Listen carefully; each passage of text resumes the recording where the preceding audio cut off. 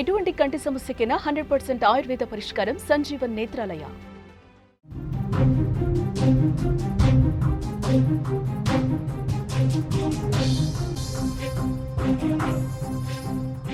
మరో big breaking news చూస్తున్నాం. ధర్మస్థల నుంచి. ధర్మస్థలలో ఉద్రిక్త వాతావరణం నెలకొంది. జనంపై పోలీసులు ఒక్కసారిగా కూడా లాఠీచార్జ్ చేస్తున్నట్టుగా తెలుస్తోంది.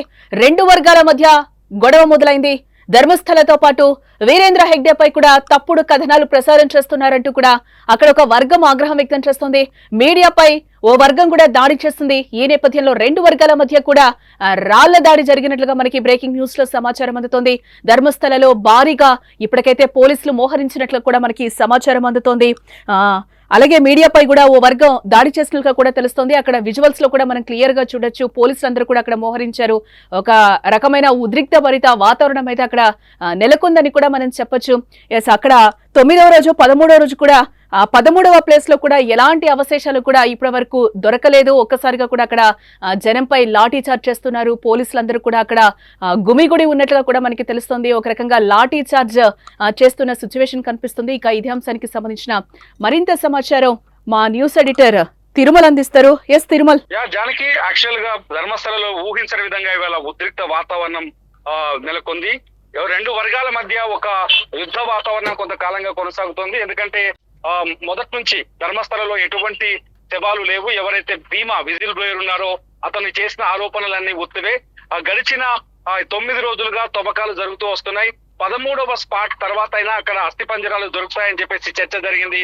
అయితే ఈ అస్థిపంజరాలు, ఈ తవ్వకాలు జరుగుతున్న ప్రతిసారి సోషల్ మీడియాలో కొన్ని యూట్యూబ్ ఛానల్స్ కావచ్చు, కాకపోతే కొన్ని మీడియా సంస్థలు కావచ్చు, అదిగో శవాలు ఇదిగో అస్థిపంజరాలు అంటూ కొన్ని తప్పుడు థంబ్నెయిల్స్ పెట్టడం, అట్లాగే ధర్మస్థల సంస్థానాధీశులుగా కొనసాగుతున్న ఎంపీ రాజ్యసభ సభ్యుడు వీరేంద్ర హెగ్డే గురించి వ్యతిరేక కథనాలు ప్రసారం చేయడం, ధర్మస్థలలో హత్యలు జరిగాయి, మహిళలపైన అఘాయిత్యాలు జరిగాయని నిరూపించే విధంగా కొన్ని కథనాలు ప్రసారం చేయడంతో అక్కడ రెండో వర్గం ఎవరైతే వీరేంద్ర హెగ్డేకు గాని ధర్మస్థల ప్రాంతానికి గాని మద్దతు ఇచ్చే వర్గం ఏదైతే ఉందో అది మొదటి నుంచి పూర్తి స్థాయి విచారణకు వ్యతిరేకంగా ఉంది.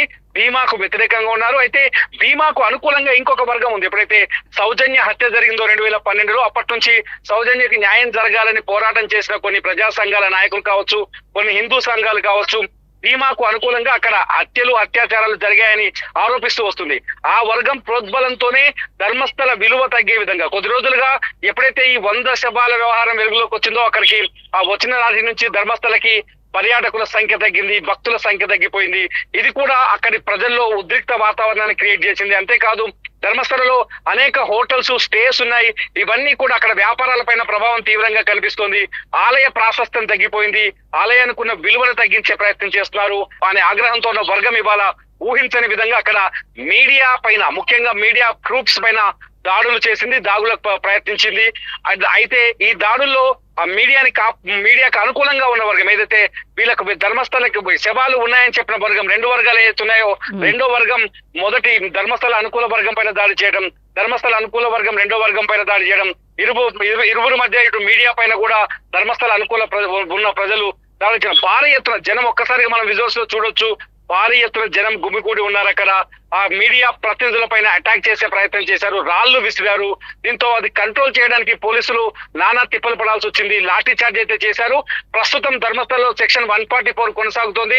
అక్కడ పరిస్థితి పూర్తిగా పోలీసుల అదుపులోకి వెళ్ళింది. ఎందుకంటే సిట్ అనేది ఆంధ్రప్రదేశ్, కర్ణాటక ప్రభుత్వం ఏర్పాటు చేసిన సిట్ చాలా క్షుణ్ణంగా అక్కడ ధర్మస్థలలో హత్యలు జరిగాయనే విషయాన్ని పరిశీలిస్తూ వచ్చింది. ఇవాళ 13వ రోజు స్పాట్ లో కూడా, 9వ రోజు 13వ స్పాట్ లో కూడా ఎటువంటి అస్థిపంజరం దొరకలేదు. దీంతో భీమా చెప్పిన మాటలన్నీ పచ్చి అబద్ధాలనే తేలిపోయాయని అక్కడ ప్రజలు 13 రోజుల పాటు ఈ 13వ స్పాట్ తో వరకు వెయిట్ చేశారు. దానికి అంటే ఇప్పటి వరకు ఎటువంటి ఘర్షణ వాతావరణం లేకుండా విచారణకు సహకరించాలి, సిట్ కు సహకరించాలి అని ఓపిక ఎదురు చూసిన ప్రజలు 13వ స్పాట్ లో కూడా ఎటువంటి అస్థిపంజరాలు కానీ శవాలకు సంబంధించిన ఆధారాలు కానీ దొరకపోవడంతో ఒక్కసారిగా వాళ్ళలో ఆగ్రహం పెళ్ళుబుకిందని చెప్పాలి.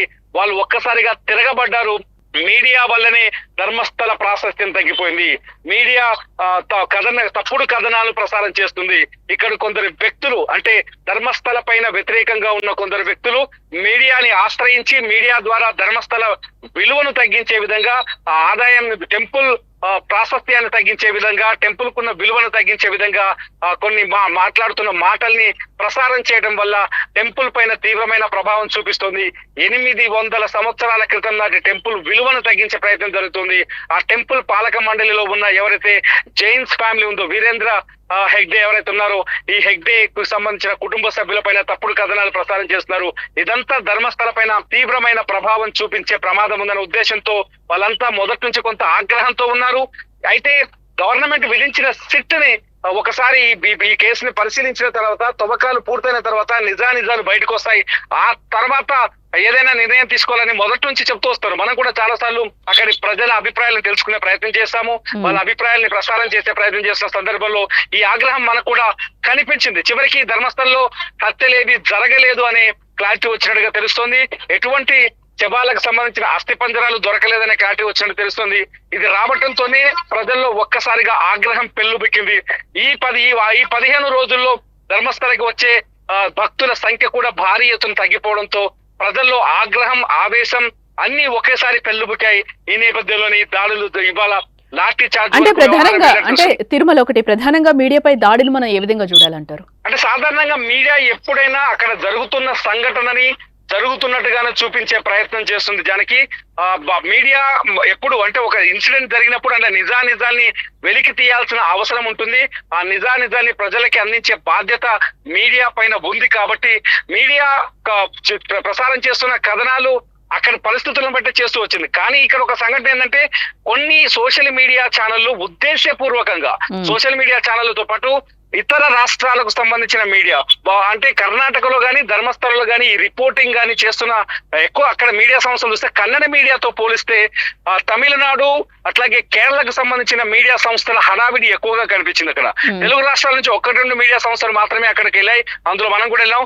అయితే మిగతా రాష్ట్రాల నుంచి తమిళనాడు కావచ్చు, అట్లాగే కేరళకు సంబంధించిన మీడియా ఛానళ్లు, సోషల్ మీడియా ఛానళ్లు, అట్లాగే కర్ణాటకలో ధర్మస్థలకు వ్యతిరేకంగా పనిచేస్తున్న కొన్ని మీడియా ఛానళ్లు, అట్లాగే అక్కడ యాక్టివిస్టులకు సంబంధించిన కొన్ని సోషల్ మీడియా ఛానళ్లు, ఇవన్నీ ధర్మస్థలకు వ్యతిరేకమైన కథనాల్ని ప్రసారం చేయడం వల్లే ఈ పరిస్థితి తలెత్తిందని చెప్పొచ్చు. ఎందుకంటే థమ్స్ చూస్తున్నాం చాలా సార్లు, తప్పుడు తంబులు పెట్టడం, థమ్స్ ని అంటే రెచ్చగొట్టే విధంగా, లేకపోతే ఆ ప్రాంతం యొక్క విలువను తగ్గించే విధంగా, ఏదో 100 శవాలు దొరికిన విధంగా థమ్స్ పెట్టడం, ఇవన్నీ కూడా ఇక్కడ ఈ పరిస్థితికి కారణమయ్యాయి. మీడియా పైన దాడుల వరకు ఈ వ్యవహారం తీసుకెళ్లిందని చెప్పొచ్చు జానకి. అంటే ఈ సంఘటనతో తవ్వకాలు ఆపేసే అవకాశాలు కనిపిస్తున్నాయంటారా? అంటే ఒకటి జానకి, చాలా స్పష్టంగా ఇక్కడ ఒక విషయాన్ని గుర్తుపెట్టుకోవాలి. సిట్ అనేది ఏదో ఆషామాషి సంఘం కాదు, సంస్థ కాదు. సిట్ అనేది పోలీస్ డిపార్ట్మెంట్ లో అత్యంత కీలకమైన వ్యక్తులతో ఈ సిట్ ని ఏర్పాటు చేశారు. పోలీస్ డిపార్ట్మెంట్ లో ఎవరైతే ప్రణబ్ మహంతి ఉన్నాడో చాలా సీనియర్, ఆయన అడిషనల్ డీజీ హోదా ఉంది. మరో 2 సీనియర్ ఐపీఎస్ ఉన్నారు. దాదాపు 30 మంది సిట్ బృందం ఉంది. ఒక కేసు పరిశీలనకు తీసుకున్న తర్వాత దాన్ని మొదటి నుంచి చివరి వరకు వెళ్లే వరకు ఏ కేసు విచారణ పూర్తి స్థాయిలో ఆగిపోదు. ఇక్కడ కూడా అదే జరుగుతుంది. 13 స్పాట్ పూర్తయ్యని చెప్తున్నాడు భీమా, ఆ తర్వాత మరొక 15 స్పాట్లు చూపిస్తానని చెప్తున్నాడు, మళ్ళీ ఒక కొత్త కథ చెప్తున్నాడని. సో ఈ సిట్ అతను చెప్పే మాటల్ని ఇంకొంత కూడా నమ్మకంగా ముందుకెళ్లే అవకాశాలు ఉండొచ్చు. లేకపోతే ఇక్కడ పార్ట్ 2 అంటే మొదటి పార్ట్ లో దొరికిన అవశేషాలు కొన్ని 6వ స్పాట్ లో కావచ్చు, 11వ స్పాట్ లో కావచ్చు, కొన్ని అవశేషాలు దొరికితే వాటి చుట్టూ కూడా కథనాలు ఉన్నాయి. అవి ఆత్మహత్యలకు సంబంధించిన కలేబరాలు తప్పితే అవి హత్యలకు సంబంధించినవి కాదనే చర్చ కూడా జరుగుతుంది. ఈ లోపు ఫోరెన్సిక్ రిపోర్ట్ కూడా వచ్చే ఛాన్స్ కనిపిస్తుంది. గడిచిన మరొక 20 రోజుల్లో ఫోరెన్సిక్ రిపోర్ట్ వచ్చిన తర్వాత తవ్వకాలు జరుపుతారా అనే ప్రశ్న కూడా కొనసాగుతుంది. ఎందుకంటే ఇప్పటికే దొరికిన అస్థికల పైన ఒక విచారణ రావాలి. సేమ్ టైం అతను చూపించిన 13 స్పాట్లలో తవ్వకాలు జరిపేటప్పుడు సిట్ కొన్ని జాగ్రత్తలు తీసుకుంది. ఆ జాగ్రత్తలు ఏంటంటే అక్కడ మట్టికి సంబంధించిన శాంపిల్స్ కూడా తీసుకుంది. ఆ శాంపిల్స్ ను కూడా ఫోరెన్సిక్ డిపార్ట్మెంట్ కి పంపించింది. ఫోరెన్సిక్ డిపార్ట్మెంట్ కి పంపించడం వల్ల ఆ శాంపిల్స్ లో ఎముకలకు సంబంధించిన ఏవైనా మూలాలు గాని, అవశేషాలు గాని, మట్టిలో మెల్ట్ అయిన సందర్భాలు గాని ఉంటే ఇవి బయటపడే అవకాశం ఉంటుంది. సో ఫోరెన్సిక్ రిపోర్ట్స్ వచ్చిన తర్వాత 2వ దఫా తవ్వకాలకు వెళ్తారా, లేకపోతే ఫోరెన్సిక్ రిపోర్ట్ తో సంబంధం లేకుండానే అతను చూపించిన చోటల్లో తవ్వుతూ వెళ్తారా అనేది అతిపెద్ద ప్రశ్నగా మారింది. ఇంకొక పాయింట్ ఏంటంటే, ఇవాళ 13వ స్థానం తవ్విన తర్వాత, 13వ ప్లేస్ తవ్విన తర్వాత ప్రజల్లో ఆగ్రహం కూడా కనిపించింది. మీడియా పైన దాడి చేయడం కావచ్చు, ఒక రకంగా సిట్ ని వ్యతిరేకించినట్టు అవుతుంది. కాబట్టి ప్రజాగ్రహం ఉన్న నేపథ్యంలో ఈ విచారణ అదే స్థాయిలో ఇప్పుడు కొనసాగుతున్న స్థాయిలో అంతే వేగంగా ముందుకు వెళ్తుందా, లేకపోతే మరింత సమయం తీసుకుంటారా అనేది కూడా కొంత ప్రశ్నార్థకంగా మారుతుందని చెప్పాలి జానకి. మొత్తంగా అయితే ఫోరెన్సిక్ రిపోర్ట్స్ వచ్చే వరకు కూడా ఈ ఊహాగానాలకి చెక్ పడే అవకాశాలు కనిపిస్తలేదు. ఎగ్జాక్ట్లీ ఫోరెన్సిక్ రిపోర్ట్ వస్తే గానీ ఈ చర్చకు గానీ ఊహాగానాలు గానీ పూర్తి స్థాయి తెరపడే అవకాశం లేదు. ఎందుకంటే అక్కడ వాదనలు రెండున్నాయి. హత్యలు జరిగాయి, మహిళల పైన అఘాయిత్యం జరిగింది, వాళ్ళని రేప్ చేసి చెరిచి అత్యంత దారుణంగా చంపేస్తారు, 450 మందికి పైగా మహిళలు ఉన్నారు హత్యకు గురైన వాళ్ళు అనేది వాదించే వర్గం ఒకటి బలంగా ఉంది. రెండోది వచ్చేసి ఇది టెంపుల్ ప్రాశస్త్యం, టెంపుల్ విలువను తగ్గించే ప్రయత్నం చేస్తారు, గుడి విలువను తగ్గించే ప్రయత్నం చేస్తున్నారు, ఆ గుడి నిర్వాహకుల పైన యాజమాన్యం పైన నిందలు వేస్తున్నారని వాదించే వర్గం ఇంకొకటి ఉంది. ఈ రెండు వర్గాల వాదనల్లో ఏదో ఒకటి ఫైనల్ గా తేల్చాల్సిన అవసరం ఉంది. కాబట్టి సిట్ కొనసాగే అవకాశం ఎక్కువగా ఉంది, విచారణ కొనసాగే అవకాశం కూడా కనిపిస్తుంది జనకి. రైట్ తిరుమల్. ఎస్, మొత్తంగా మనం చూడొచ్చు ధర్మస్థలలో అయితే ఒక ఉద్రిక్త వాతావరణం అయితే అక్కడ కొనసాగుతుందని కూడా మనం చెప్పొచ్చు. ఆ విజువల్ లో కూడా మనం చాలా క్లియర్ గా చూడొచ్చు ఎంత ఘోరంగా ఉందో. పోలీసులందరూ కూడా చాలా వరకు అక్కడ మోహరించారు, జనంపై కూడా ఒక్కసారిగా లాఠీ చార్జ్ చేయడం కూడా జరిగింది. ఆ విజువల్స్ కూడా మీరు ఒకసారి సుమన్ టీవీ స్క్రీన్ మీద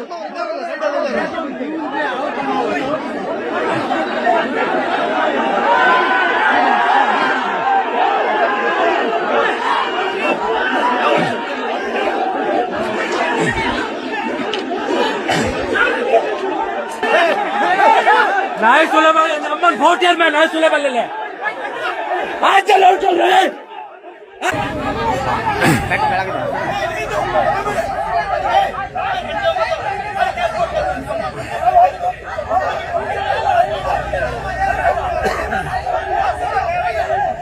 हाँ सर हट पड़ा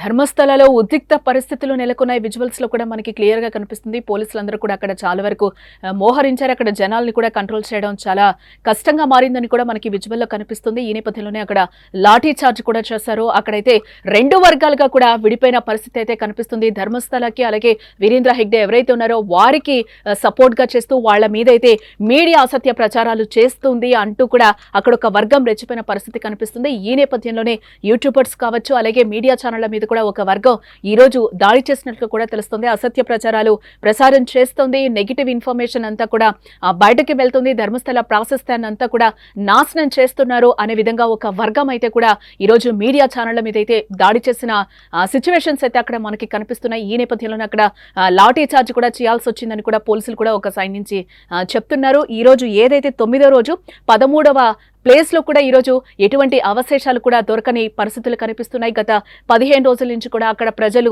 ఒక రకంగా పానిక్ అవుతున్న పరిస్థితులు కూడా కనిపిస్తున్నాయి. ఎందుకంటే చాలా వరకు అక్కడ మిస్సింగ్ కేసెస్ కూడా నమోదయ్యాయి. ఆ మిస్సింగ్ కేసెస్ కి సంబంధించి కూడా ఇప్పటి వరకు ఎలాంటి లిస్ట్ కూడా లేదు, డేటా కూడా లేదు, ఎరైజ్ అయిపోయిందని కూడా ఒకవైపు నుంచి పోలీసులు చెప్తున్న సమాచారాలు కూడా మనం చూస్తూనే ఉన్నాం మీడియాలో.